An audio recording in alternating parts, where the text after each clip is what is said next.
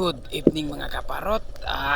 Drop na naman tayo mga kaparot sa same spot natin sa mga king mackerels.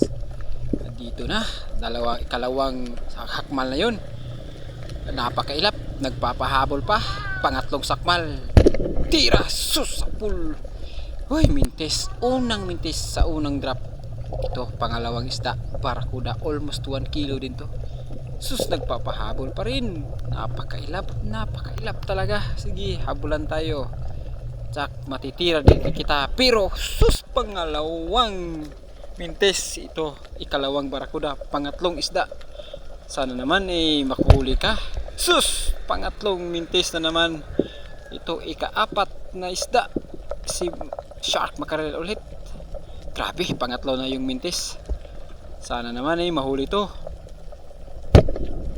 Agay, mintis ulit. Pang-apat na. Sus, ano ba yun?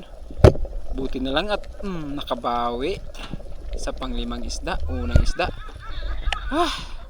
Makamove on na muna. Kasi grabe, 4 na mintis yung isda.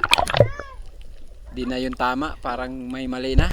Pero dito na lang muna tayo. Mag-ikot-ikot sa tabi ng ating bangka para makamove on. Sayang yun, 4. Hindi ko na-expect yun. Ang dami. Puro mga malalaki para sana. Dito, maghanap tayo dito. Baka mayroon ditong isda. Maganda yung corals, patay. Baka may naninira pero parang wala. Dito ay, buti na lang at mayroong parrotfish dito. Konti. Kukunin na lang natin to pang ulam. Shoutout nga pala sa idol ko na spear gun maker. Chadak Ayuko. Ito, goods na. Unang isda, pangalawang isda pala to. Tapos, balik tayo sa spot natin na shark mackerel or sibo. Ayun, may nagpakita kaagad. Sana hindi na ito makawala. Sana hindi na ito mintis. Ayun, sa pool. Kaya shoutout na lang kay Ramon Spearman. Shoutout sa'yo idol. Ayun, na shooting line. Goods na. Pang-4 na shark mackerel. Nagpapahabol pa. Sige, habulan tayo. Kala mo hindi kita maaabot. Ayun, bang. Sayang. Grabe naman to. Ayun. Ikot, paikot-ikot. Ito naman sa kabila. Yan, lumalapit ka na. Sapol ka din. Good shot. Kahit di ka pistol shot, good shot din. Yan. Goods na. Pangbawi sa mga namintis. Buti na lang at tayo.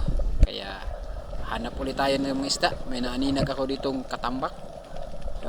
Nasa malalim. Buntot lang yung nakita. Kunin natin to pang sabaw kasi hindi pa tayo naghahapunan. Yun. Malalim kasi. Tayo, meron akong nakita dito na goldfish kaso hindi siya makita ng ating camera.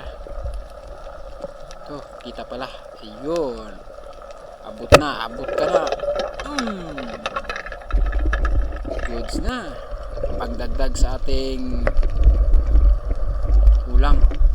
Yun, wala tayo mga kaparot. Medyo malakas na yung current.